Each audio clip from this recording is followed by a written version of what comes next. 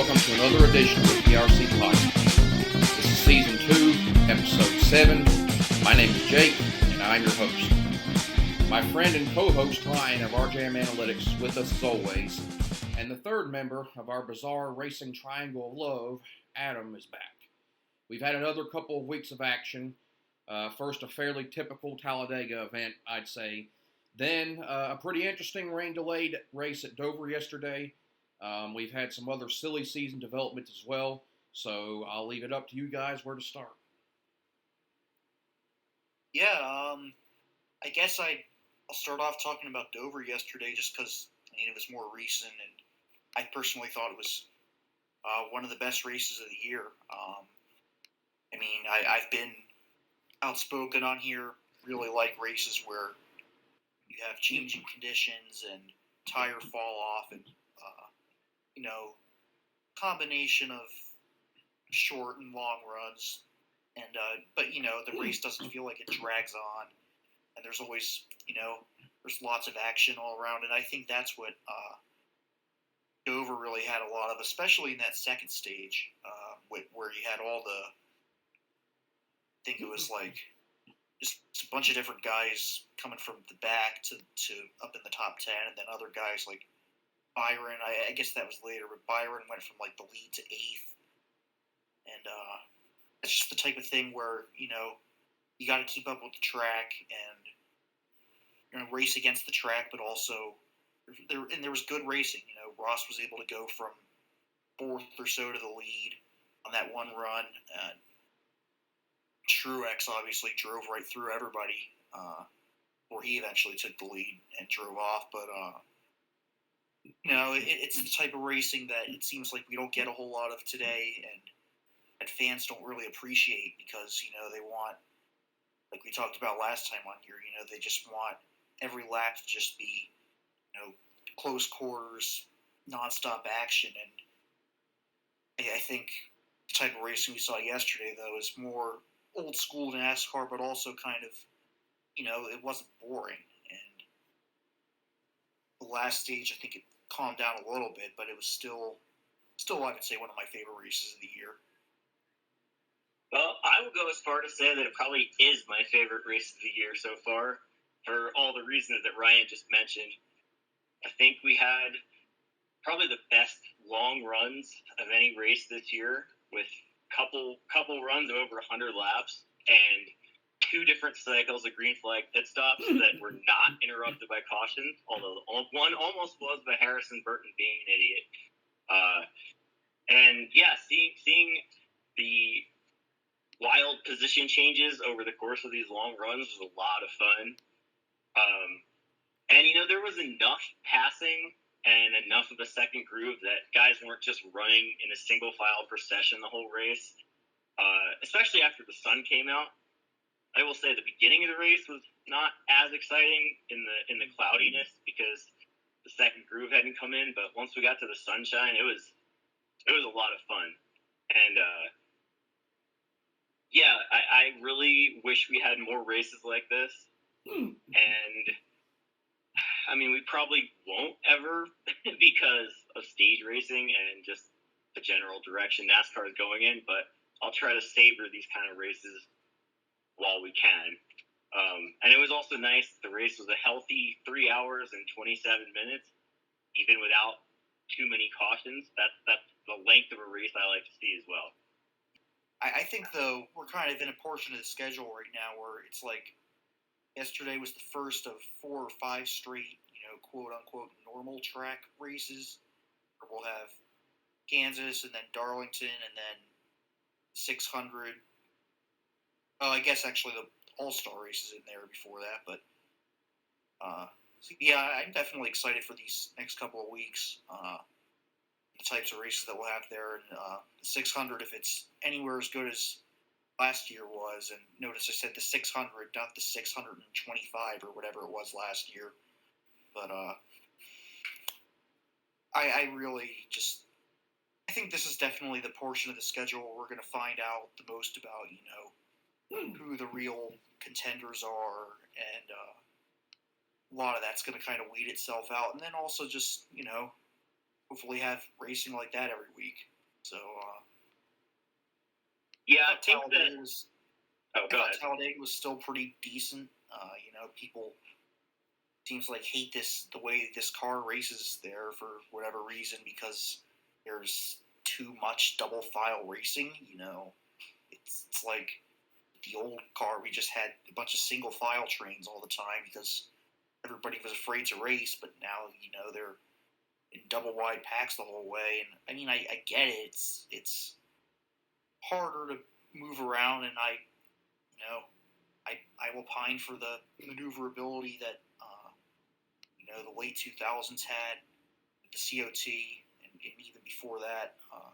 But those races are not usually devolving into total crash fests as much. And I mean, I loved that Xfinity Talladega race, but when we saw what happened there were like 10 cars running at the end. But so yeah, I thought last 2 weeks it's two pretty good races. Yeah, I enjoyed Talladega as well. I would say it was a good race, not a great race. I mean, here's the thing. I think fans complain about the lack of a third lane too much. Though, that being said, I would prefer if a third lane was more viable. And it did seem like towards the end of the race, the drivers were starting to make it work. Although it kept dying for reasons that I don't entirely understand. But we did have 47 on-track lead changes in that race. So that's a lot more than we normally have. And frankly, I really enjoyed the race until the last 4 laps and then overtime, which was just a total shit show. And I really wish there was a way that we could avoid having races end like that. It's kind of exhausting at this point. I mean, we had, at that point, 5 out of 10 races had been green, white checkers. And, the finishing order was just a total lottery. I just don't know why these drivers can't keep their heads on straight at the end of these races. I mean, at Atlanta, they proved that they could. We had a long run to the finish. We had a great move for the win, and nobody crashed. I don't know why we can't have that almost every plate race, but it seems like we can't.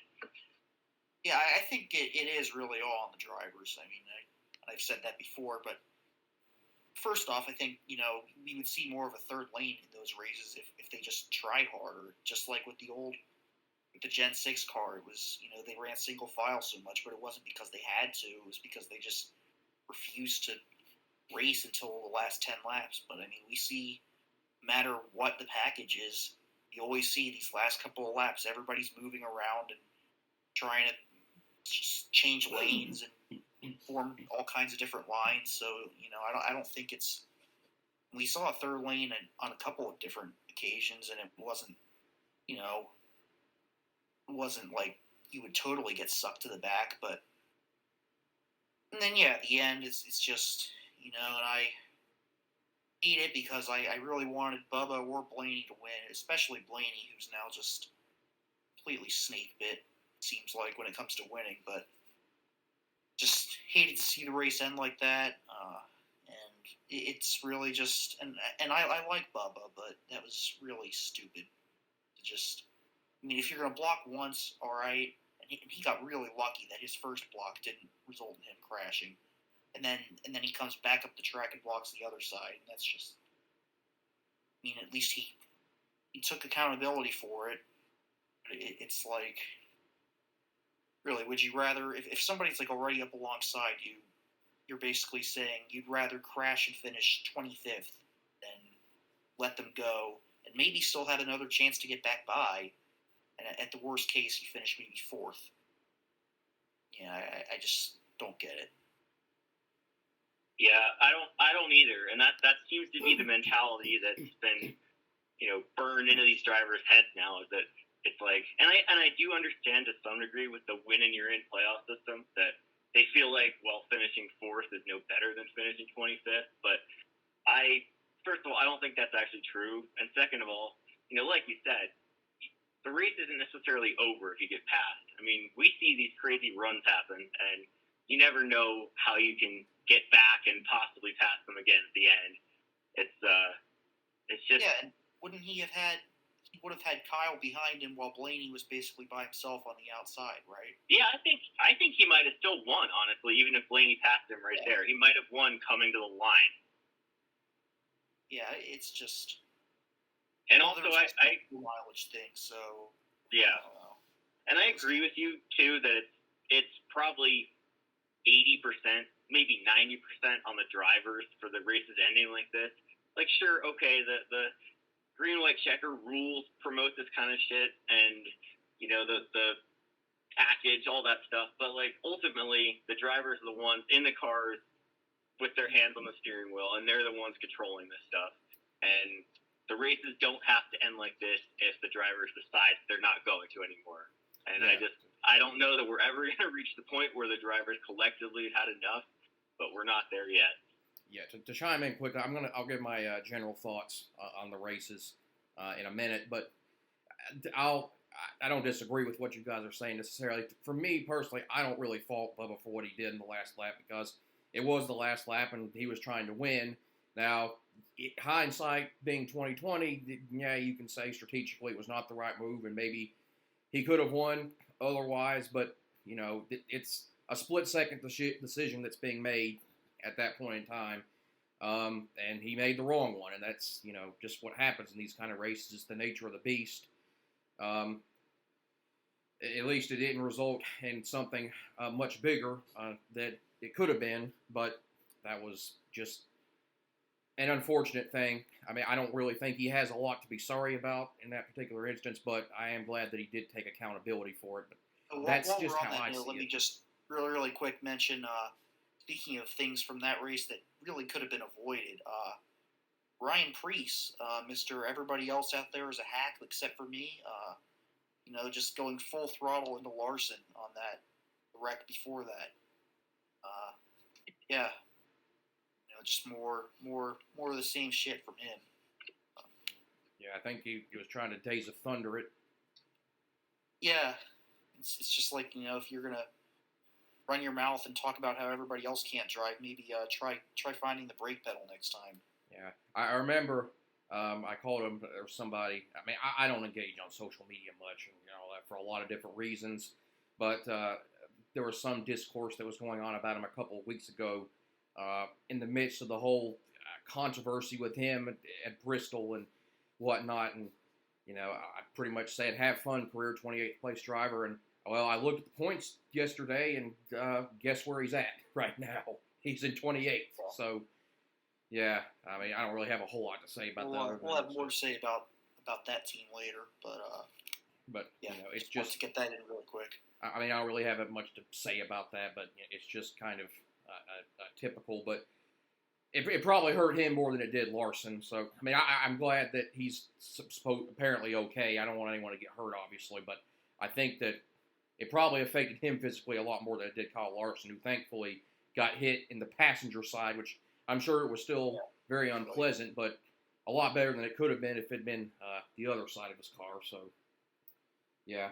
But just on the races in general, I don't have a whole lot to say about Talladega. I mean, pretty much agree with what you guys said. It was a solid race, not an amazing one for most of it, but one I would have been happy with.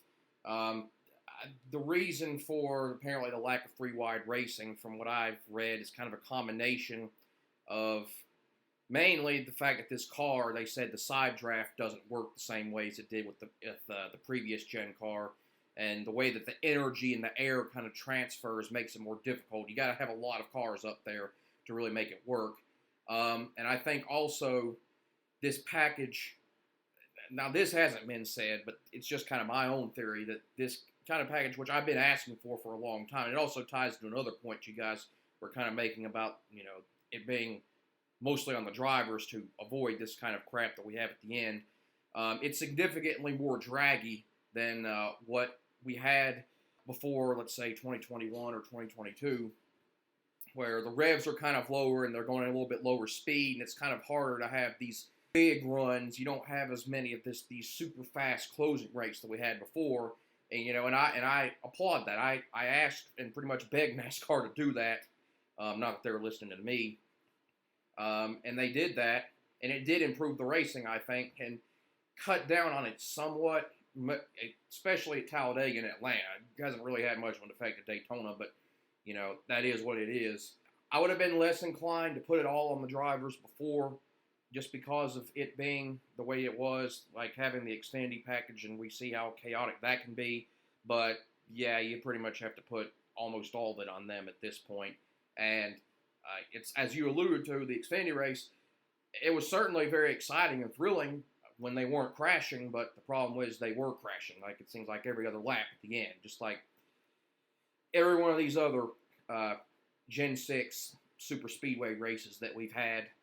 So, it's a catch-22 because you don't get the three-wide super thrilling action, but you get less carnage, and that's the trade-off that's going to be made. And that's, we talked about this last time we were on the show in anticipation for this race, and that's just how it's going to be. And then, let's see what I was going to say. I was going to say something else about Talladega, but I forgot what it was, so I'll just move on to Dover now.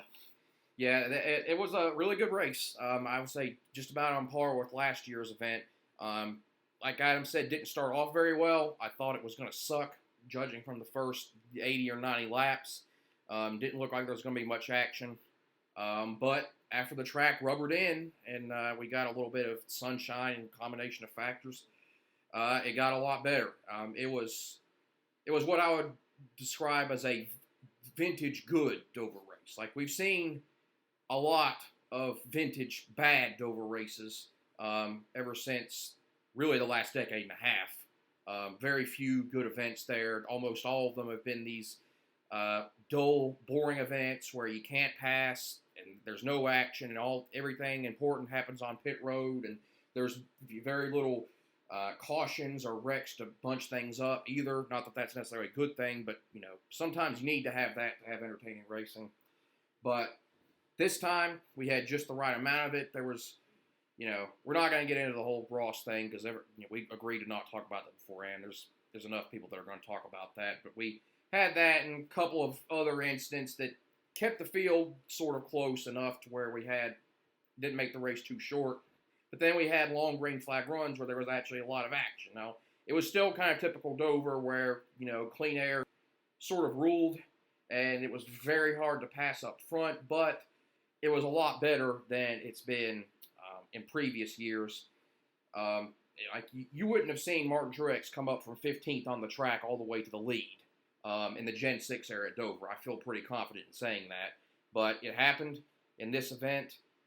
This car and this tire combo clearly works very well there, and it's very refreshing to see because I think we could all agree that Dover's a track that previously we had some of the lowest expectations for as far as sites that we go to on the schedule, and I was pleased to see that. It had, really, realistically, I don't think you can ask for a much better race at Dover. As aero-sensitive as it is, and kind of how this kind of speed slot effect that you have where the racetrack feels like it's about 5 feet wide with the kind of G-forces that you're pulling, I was pleased with it.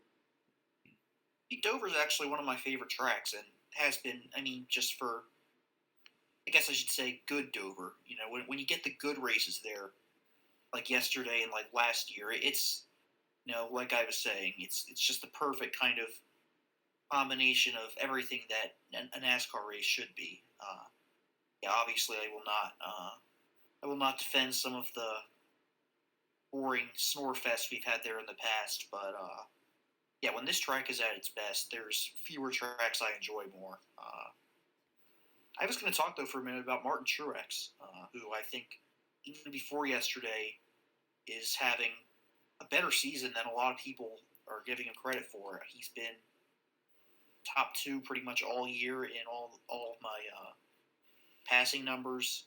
And yesterday he actually took the lead in pass differential as well as, let's see, is he leading? Yes, he is. He's leading passing percentage too now and leading in true passer rating now past Tyler Reddick. Of course, I did I did change some of that. I cut the true pass differential thing in half, and I added around the same time I was adding decimal average running positions, but and then XARP. But yeah, I think Truex has had probably a top 6 or 7 season all year, even before yesterday, and now it's now 6th in TDR for the year, and really seems like has been I don't want to say maybe the best Gibbs driver, but definitely every bit as good as Hamlin and Bell this year. Yeah, I've been saying all along that his season was a surprise and is being overlooked. Yeah. It seems like kind of every year we expect him to really drop off, and it just, it's like we always compare him to Dale Jarrett because they had the really late start, won championship, and then after that just kind of a slow sort of decline into, a 6th through 10th place driver, but Dale Jarrett had that total drop off a cliff after 2002 or so, and that just, I don't think that's ever going to happen to Truex at this point. And when you think about Richmond, where he easily could have won, probably should have won, but his crew chief decided to be an idiot, and he wins that and gets better finishes in some of the races where he's really been screwed with bad track position. Fontana was one of them. Probably been a couple others. If he just gets a couple better finishes, he'd be, right up there as probably in the mix for a top 5 driver this year. Yeah, I agree for sure. I've been kind of, first of all, I also expected him to decline this year, and it's pretty surprising to me that he's just as good as he was last year, if not even better, it seems like.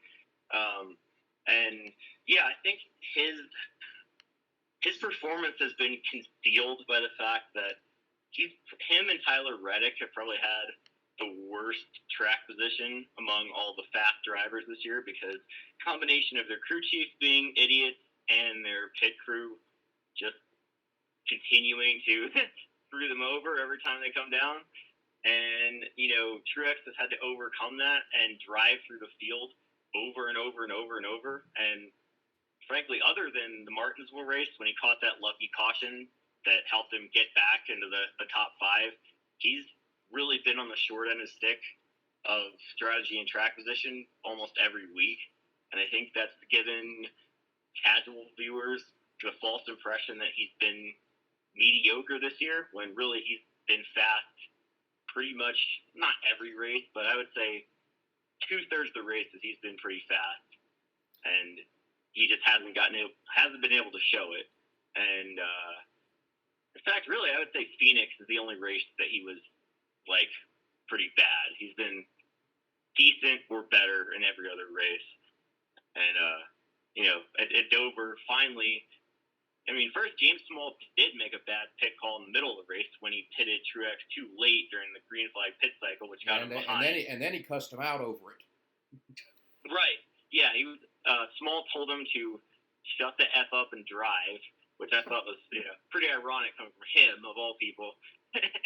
But luckily, old James got his act together and made the right 2-tire call at the end, because track position was very important, and that proved to be, the winning call.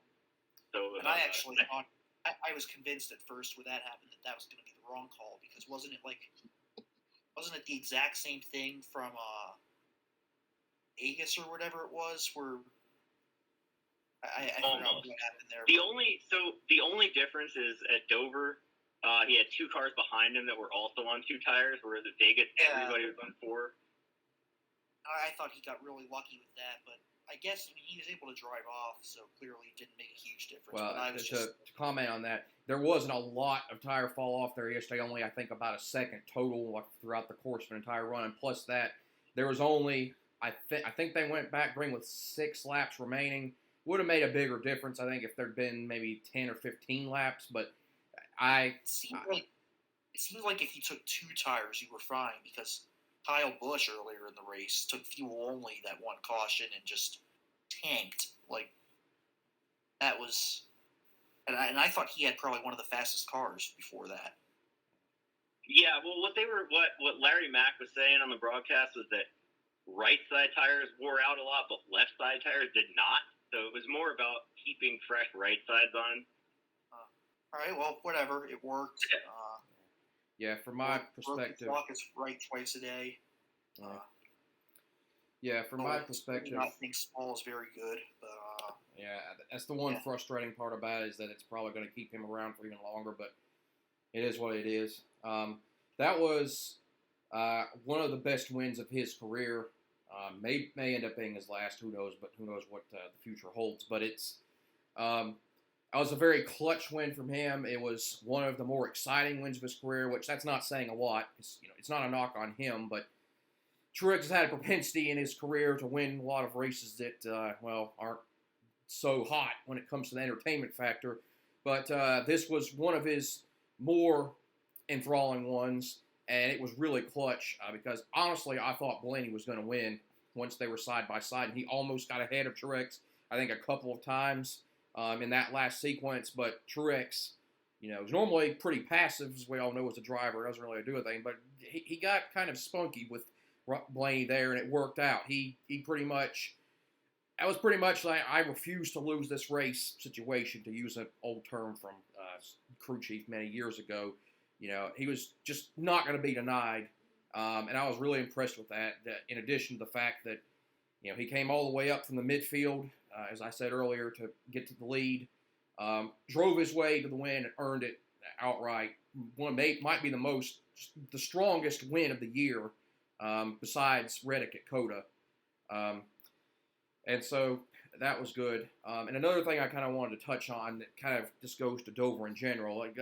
I haven't been the fan of Dover like Ryan asked for a long time, but one thing I will say for it is that it is a track that a lot of times does seem to exemplify, the haves and have-nots when it comes to skill, especially with this new lower downforce package, where, you'll see it's kind of an old school kind of race where see some guys will be really fast and the skill gap will really show up, and who has the good car and who's wheeling it around the racetrack the best. And then the guys that are off, like Kyle Busch or Joey Logano or some of these other guys, are way, way off. I mean, absolutely terrible. That was one thing. I'm not going to try to pick on Logano here, but I think he was, 9 laps down on Merritt before he finally... that was from making unscheduled pit stops, but it was not a good race for him. Yeah, and before he even wrecked finally. And one of actually the most entertaining moments of the race for me was when, I think it was about 50 to go, and Larry Mack was saying on the broadcast, there's 2 people here that will want this race to go green in the end. And that's Martin Truex, who's out in front, and Joe Logano and his team, just so they can just get the hell out of here. I laughed at that. I remember Mike Joy saying, he's in the way. Just straight up just said, in the way. Didn't even try to mince words. And I want to agree with what Jake's saying. One of my favorite things my very favorite thing about Dover is how many cars get lapped and how quickly that happens, and how, like you said, it really separates the better cars and drivers from the worst. You can't hide at Dover. You can't just hang on the lead lap, half the race like you can at many other tracks. And I think it's really fun to see, normally competitive cars go 2, 3, 4 laps down just on speed. We don't see that anywhere else. And it's kind of a good throwback to the old 80s and 90s style racing. And I think that's a good segue too into the SHR futility that we were going to talk about. Oh yeah. Go ahead. Just really quick, while we're still on the Dover, just the weekend in general, got to give a shout out to the other Truex, who is not a junior. That has been 11 years in the making. What he was able to do on Saturday. That tell you that 2012 race that he lost there because lap cars were being complete idiots, and Joey Logano stole it from him. That was probably at the time the most pissed off I've ever been at a minor series race, and that was definitely a lot of closure to see him finally get one, and just completely dominated too. Yeah, it's really cool to see the Truex family sweep the weekend at their home track. You know, their actual home track, not their meme home track. Yeah, I mean, I was super happy for Ryan Truex.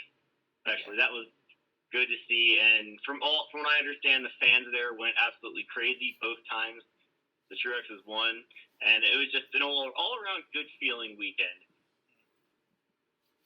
Yeah, all right. Now we can talk about Smithfield Harvick Racing. Yeah. So Harvick ran 12th to 15th during that race, but the other three, I mean, Priest and Almirola were probably 25th to 30th the whole race, and Briscoe, my God, I mean, he started up front due to the metric qualifying, and he just slid straight to the back, and I think at one point he was actually running behind J.J. Yeley on merit. He finished behind? Okay. Wall bunch. Yeah, because he drove it in the wall and finished like 19 laps down or something. But yeah, SHR, outside of short tracks, they are just a complete disaster of epic proportions. And I don't even know like how they're gonna get this ship righted. Do you guys have any thoughts? Josh Berry's magically gonna fix all their problems, right? Oh yeah. Yeah. Bring in a 25th place driver to fix a 25th place car. No, he's a second place driver because Richmond proved that. Don't you remember? Oh, my bad. You're right. I will give him credit. He had a good run yesterday, and that was probably I would actually say his best run of the season. So I agree. He has some potential there, but no, not a future Cup superstar, and not just because Ross Chastain and Alex Bowman and some other guys were able to turn into winning Cup drivers after paying their dues. I'm sorry, but you're not going to have. How old is Berry? Like 32? He is 32. Yes, that's pretty late to start a Cup career. He's like a probably better version of Ryan Preece, basically. Yeah, basically. I think if he didn't have the junior connections and the underdog short track driver story, I think that's kind of getting him a boost within the industry and among fans. But let's not kid ourselves. Like, he's probably a 25th to 30th place Cup driver. Probably, yeah. Briscoe, and we're not trying to be really harsh on him. I mean, he seems like a nice guy, and he's not a terrible driver. But this is just another decision that he should not be. I mean, I guess you could say at this point, even though technically it's supposed to be the 14, like the 4 is mostly because of who's driving it, the flagship car for that team. And to have someone like that being the pilot of it is not appropriate, to say the least. I see him, I kind of said it, I think, in the chat yesterday, that I see him basically in both style, demeanor, and performance as basically a poverty Ross Chastain. Maybe Stenhouse level ceiling, something like that. There's definitely a lot of parallels with Ross there, going back to the guy in the Xfinity series, I can't lie, he's done some stuff that he kind of should not be getting away with in terms of how aggressive he is at times, and it seems like he gets a pass for it for whatever reason, just like Ross always used to before last year. And but we don't need to talk about him. Chase Briscoe, though, it's like the guy's been in Cup for now 2 and the third years, and I still can't even decide if he's even good or not. It's like sometimes he'll have these legitimate top 5 runs and contend for wins, and usually wreck himself in the process. But the talent is there. But then it seems like these races where the whole team is way off, he just absolutely is like the slowest car on the track a lot of times. Like there's not another driver in the field, I think, with more variance between how they run when they have a good car and how they run when their car isn't very fast. And it's just like, if this guy's really going to be like their driver of the future, and I don't know if that team's going to get any better. Just like, who do they really have who knows how to set up cars, especially if if Childers ends up leaving with Harvick, they're headed for a dark place. And I mean, we've said it, but if Chase Briscoe is like going to be your flagship driver for the next however many years, and you've got 3 below average, maybe average drivers around him, and yeah. Yeah, Chase Briscoe is absolutely not a team cornerstone. He could be an adequate number 2 driver, I think, because he does have flashes of brilliance, but he is not the kind of guy to lead a team to the promised land because he's, like you said, he's way too inconsistent. And I think it's a combination of, well, he's only good at certain tracks, but he's also seeming to lack effort. Like when the car isn't good, at least from my perspective as a viewer, it seems like he just doesn't really give a shit, and he doesn't like put in the effort to try to drag the car to say, a 15th place finish. He just kind of, rides around in 28th and then often puts it in the wall. And I mean, that's not the quality of a team leader. And I mean, when you think about next year, if their lineup is Briscoe, Berry, Almirola, and Priest, that is probably the worst 4-car team lineup in history. I don't think that's an exaggeration to say. Rick Ware Racing would like a word. Oh, okay. I guess I forget that they're even a real team. But yeah, of all the well-funded super teams, that's by far the worst. It would be between that and then whichever year that Richard Petty, whichever iteration of that was, had Menard and Sorensen and Sadler all there together, and Kane was their only. And then I think he left, but yeah, it's just total shit show. We go on about them all the time. Just that's another thing. Two owners don't give a shit, and yeah, that's another thing. I promise we're not trying to make them a whipping post of ours, but as Robin Williams said about a certain political figure years ago, they just give us so much material to work with. Yeah. And I think that none of us really think that they have a direction in mind. Without Gene and Tony really being that present, and without Harvick being there anymore, I just don't know that they have the people on the team to actually steer the team back the right direction. I don't think any of us believe that. Oh, but it can still get worse. If Almirola finally just walks away, who are they going to replace him with? Oh, Riley Herbst. Oh, great, right? Yeah, or maybe try to bring in some Jensen Button experiment. Hell, bring back Danica. Why not? Right? Yeah, why not? For the money. Yeah. Well, anyway, I think we've probably whipped on them enough. So why don't we talk about another team that's suddenly going through a transition? I was going to get to that. The worst named team in all of racing. Yeah, Legacy Motor Club. Maybe since we were just talking about them, the biggest surprise team-related news I've seen since the whenever Stewart Haas switched to Ford, because it just came totally out of nowhere. Especially in today's NASCAR, it's all these announcements always get leaked weeks beforehand, and they're all these sort of vague, whether it's Pockrass or whoever else, just kind of going around basically hinting at it, with the Barry and Stewart Haas stuff right now. But it's just totally came out of nowhere this morning, and I really thought with Jimmy being there that it would be sort of a direct Hendrick, maybe not affiliate, but would be at least closely sort of firmly in the Chevy camp. But apparently not, and they're not running that well this year, so need to do something different. Well, and it makes me wonder if maybe the reason they're running so poorly this year is because this had been in the works for a while, and then Chevy pulled their manufacturer support and said, you guys are on your own now. I kind of wonder. But either way, look, I think this is a good move for both parties, for both Legacy and Toyota, because at best, absolute best, they would be the third priority at Chevy, but it's really more like the fourth or fifth.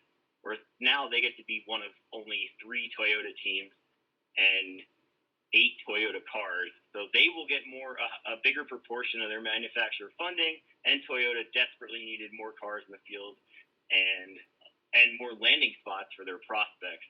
So yes, I'm glad this happened. I personally, as a fan, don't have any manufacturer alliance, so I couldn't care less about, oh no, Petty might be going to Toyota and Jimmy's not a Chevy guy anymore and all that crap. Like, that doesn't matter to me. So I'm happy to hear about this. Yeah, I was gonna definitely get your popcorn ready if you haven't already. For the 43 is going to be a Toyota. The humanity. Yeah. Maybe next we can have RCR go to Toyota and have the 3 be a Toyota. No, I would pay money just to watch that. No, I don't think that's going to happen. At least as long as a certain somebody is still alive. But yeah, I agree with what you said about the legacy thing. It'll be beneficial for both parties because Toyota, they have so few cars compared to everyone else. And it's got to be kind of a lonely feeling to have that. Like, we see it all the super speedway races now, and all this manufacturer working together crap is going on. They're kind of on an island, and I'm sure that they're kind of on an island when it comes to research and development. Maybe. I mean, I don't know that for sure, but we haven't had, just thinking about it, we haven't had another Toyota team in Cup that wasn't like a direct Gibbs affiliate, since MWR? Yeah. There was That's Furniture. the last one. Okay, I'm sorry. There was the legendary BK Racing. Can't forget about that. Yeah. No, there was Furniture Row. That was essentially an extra Gibbs car, too. And then LFR for the year that Christopher Bell was there. And now 2311. And there haven't been any other Toyota teams at all since MWR and Red Bull. And, yeah, so... And Bill Davis. Yeah, ever since that whole contingent went away, in, what was that, 2015 was their last year, I think? Yeah. That's it. We've had 7 or 8 years of basically just JGR and their satellites. And that's... Yeah. I can't believe it's gone on for this long, frankly, that Toyota hasn't just thrown a bunch of money at somebody to get them to come over. Yeah, and that reminds me, I remember what I was going to say now. It was confirmed basically by a few different people, including the drivers themselves, that Spire and JTG Doherty Racing were both getting more support from Chevy than they had been previously. You have to think that some of that came at Legacy's expense, but even regardless of that, we don't know for a fact that they pulled support from them because they're apparently now a lame duck team with that manufacturer or not, but it's a reasonable conclusion to come to when you think about the fact that they have given those other teams more support, and you have seen the drop-off of performance that they have, and now this news comes out.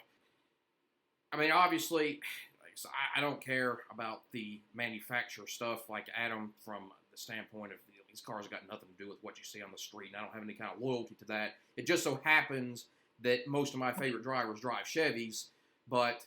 So I guess on some small level, there's a little bit of disappointment to see, a team leave that fold. But in the end, I mean, who really cares? Because these cars are all the same, V8, 358s. That, you know what I mean? Mm-hmm. Yeah, and the other funny thing, of course, is that Toyota, the foreign manufacturer, is actually based in America, or most of their cars are, and Chevy and Fords come from Mexico or whatever, right? A lot of them. They do, yes. Yeah, I mean, yeah, we don't need to get into that whole thing, but yeah, they're. Look, I think Toyota being in NASCAR is only good for the sport, and yeah, I want to see them. And I wish we would have a fourth manufacturer. Oh, frankly. For sure. I wish we'd have Honda or Nissan or something like that. Honda, please, yes, I drive a Honda. So do I. Yeah. It would be great. I'd love to see Honda. Yeah, and I just think the more manufacturer parity you have, the better, and the more money inflow you have into the sport, the better. And I mean, hey, let's face it, the whole point of this car was supposed to make racing cheaper so we can get new manufacturers to come in. And the whole reason they're not, going to higher horsepower is because manufacturers don't want that and all that crap. So if all that's true, then let's actually put that stuff to use and get a manufacturer to come in. But I'll believe it when I see it. Ryan, do you have any kind of? I know you already kind of went over it just a little bit in reference to Truex, but do you have any other kind of analytical stuff you want to get into? Not really. I went over last time. I went over the XARP and all the changes that I've been making. Still not really gonna fix the old seasons yet. I just think what I had worked fine, but this is, I think, slightly better, slightly more accurate. Probably won't change anything major, but it's what I'm going to be rolling with for this year. So, I guess actually, if you want to, just maybe run down who are the drivers with the biggest gap between their points position and their PDR rank, and why. The biggest one on the one end, it's Chase Briscoe, who is 27th right now in TDR and somehow in the playoffs. Yeah. I think that's accurate, too. Oh, I'm not disputing that at all. He's been below average this year, other than Martinsville and Bristol. I guess on the flip side, it would probably have to be, Chase has missed a bunch of races. He still hasn't run half the races this year, so I don't have him officially in the table, but if I did, he would be 14th right now. I expect that to get better. I guess actually it would be Byron. I know part of that was he had the penalty, but he's also had just a bunch of bad finishes that have killed his points position, but he's leading TDR by a pretty decent amount now because of Dover yesterday. Pulled away from Reddick and everybody else. So I still expect Reddick to probably be number one by the end of the year. But I don't know, Byron just seems to me like, I think last time on here I compared him to Matt Kenseth. He just seems like the guy who's going to be, the third or fourth best driver for most of his career and not really the guy. So, I'll kind of see that when I believe it, or believe it when I see it. But for now, he's been probably the best this year. Yeah, I think Byron's definitely been the unluckiest. Kyle Larson's probably been the unluckiest driver because he's been fast at almost every race and had a lot of crazy stuff happen that's not only given him bad finishes, but have also hurt his advanced metrics, and I'm sure that will even out. Yeah, it's been all year long because of what happened to him at Fontana. He was like 10 laps into the race. He blew an engine, and the whole field passed him under green, which, of course, means he had like a negative 30 pass differential or something. So, yeah, he's only 7th right now, which absolutely is underselling him. It's one of those cases where I think the eye test does mean more than metrics, as much as they generally will even out in the end. But, Larson obviously has been better than the 7th best driver this year. Yeah, and just by pure statistics, though, William Byron has been extremely unlucky this year because his average running position is 9.4, but his average finish is 15.4. So he's, just going by that rough metric, he has finished 6 positions worse per race than where he's run. And that's obviously not sustainable, and he will only start to finish better and better as the year goes on. And I think he's already proven that this isn't going to be another thing like last year where he just started off really hot and then went through that long slump of no top 10s, and he wasn't like he was running that bad, but he wasn't dominating over the summer, and I think we've already seen that this year's not going to have that happen again. Yeah, I think he's really arrived as a solid at worst, the top 5 driver in the series. Yeah. And I think he's going to be very good from now for the next, 10 to 15 years. I mean, he's starting to get, 24 now? 25, something like that. So he's getting... Yeah, he's 1 year older than me, so...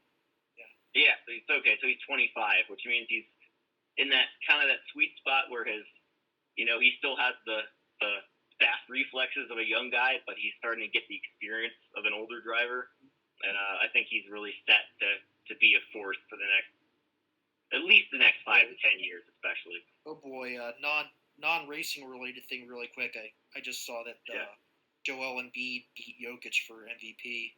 Seriously? That's so anyway. So valuable that his team can go on the road in Game 1 and beat a better team. Without him.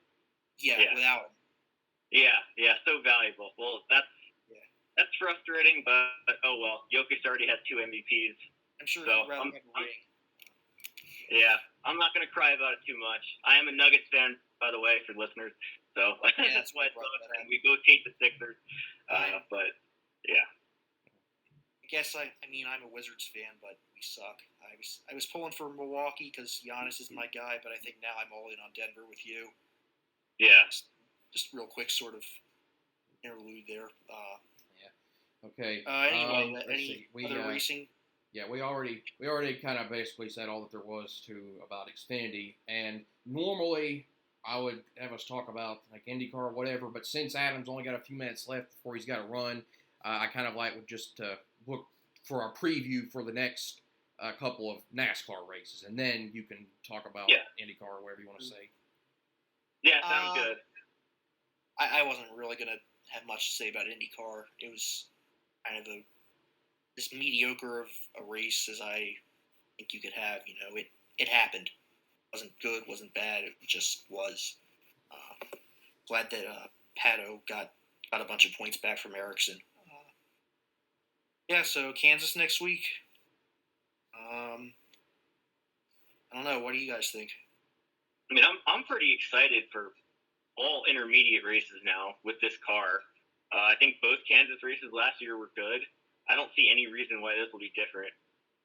So yeah, I'm looking really this, like we talked about before, this stretch of Kansas, Darlington, Coke 600. Like, I'm really looking forward to all three, and North Wilkesboro. I think it'll be a race with a lot of passing and a lot of side-by-side racing, and it's the way the schedule was front-loaded with all these, with 3 drafting races in the first 10 and a dirt track. It's like we have a lot of weird results early on, and I think it's kind of nice this portion of the year where we really start to see the best teams and drivers separate themselves, and we have some more, for lack of a better term, normal racing, and I'm looking forward to that. Yeah, I guess for my winner pick, just based on how good they were at Kansas last year, I'm going to say Tyler Reddick makes it 3 different drivers from 2311 to win in the 45 car there in a row. I don't know if they still have that exact car, but if his intermediate speed last year and that team's intermediate speed is anything to go by, I think he's pretty much the clear favorite. Definitely. Yeah. I think it's going to be, a Toyota and Hendrick kind of, maybe with Kyle or Ross in there too, but definitely all the Toyota guys and all the Hendrick guys are going to be the favorites.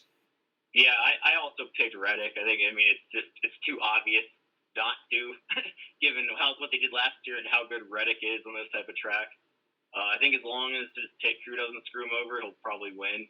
And I think the second favorite is probably Kyle Larson, as long as piano doesn't fall on his head from out of the sky, that he'll be up there contending as well. Yeah. I was also going to mention, it's a shame that Alex Bowman got injured when he did, because Dover is, in my opinion, easily his best track, and Kansas might be his second best track.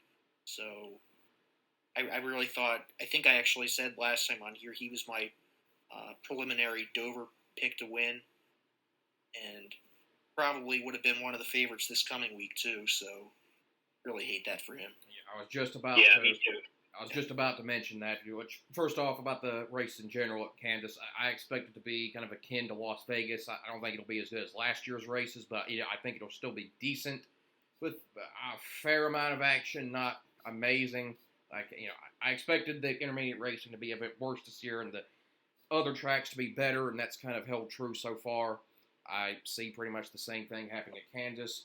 I do want to note, unfortunately, I mean, it is still early, but the forecast is looking even uglier this weekend than it was for Dover. That's pretty much what I think is going to happen in the race. And what I was going to say is that in our pre-race game that we kind of played, where we picked winners for each race of the season, or at least the first third of it, I had picked Alex Bowman to win this race based somewhat on the fact that this was one of his best races of last season in the last event that we had here. And I just kind of felt like it might be time for him, but, well, he went out there and ran a stupid sprint car race and got himself hurt, so that's gone now. I agree with what you guys said. I expect the Toyota cars to be strong. I expect to see just about all the Gibbs and 23XI guys up near the front at some point during the race, with Reddick probably being the first favorite. And, I could kind of see this being a race where Bell is actually legitimately fast, and a lot of things could happen.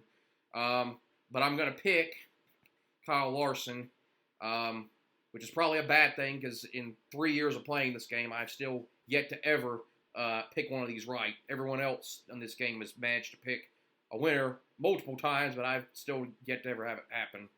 It's like there's a curse or something, but whatever. Obviously, he's a guy that, as we've seen recently, handles adversity pretty well, and seems to take the challenge of when something shitty happens to him and rise to the occasion. And I think he might do that again. And I certainly expect him to may not be the fastest this week, but he should be up there, and if he has the opportunity, I expect him to pounce on it. So I hope that's what happens, and that's what I'm saying officially.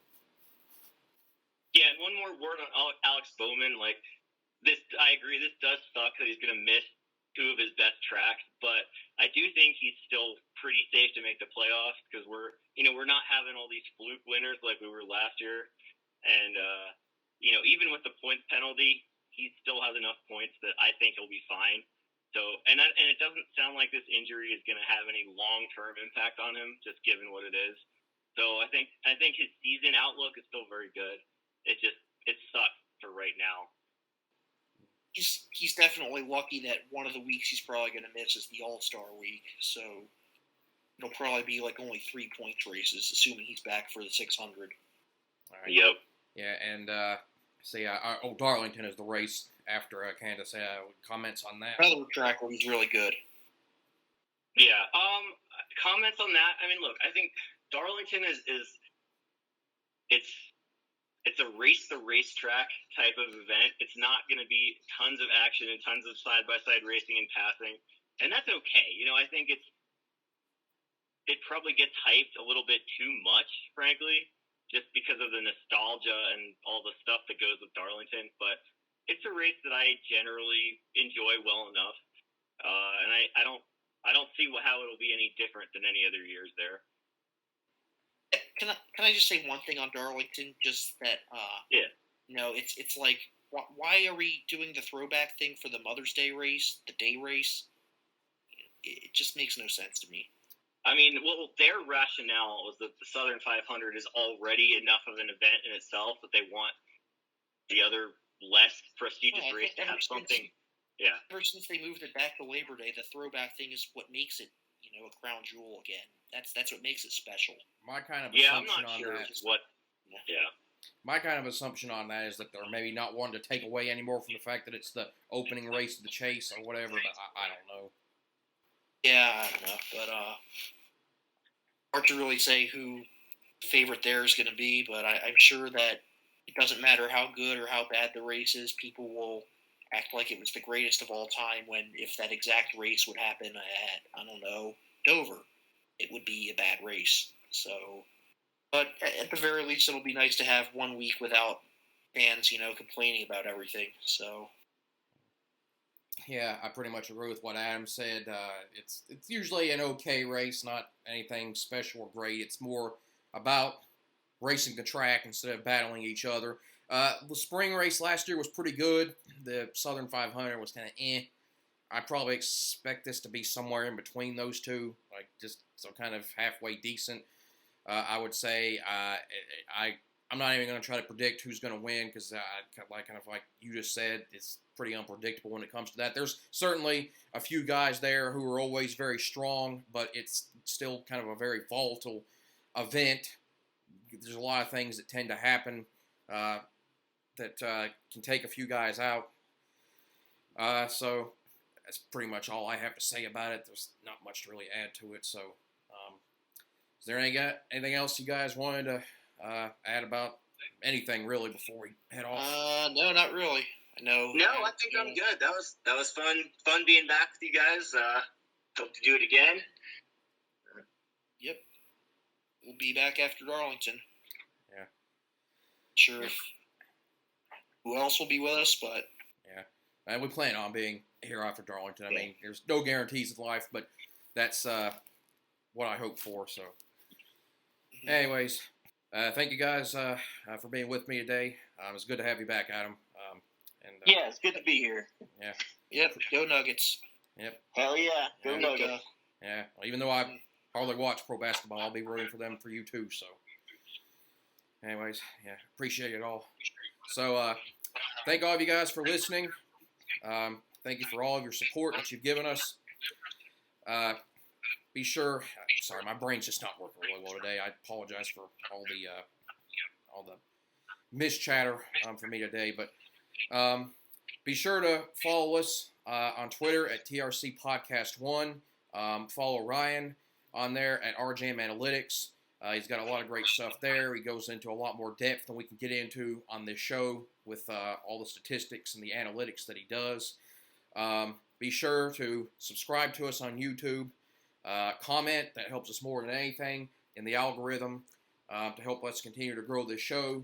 We're up to 29 subscribers now, which may not sound like a ton, but, every little bit helps. We certainly appreciate it. Like the videos, too.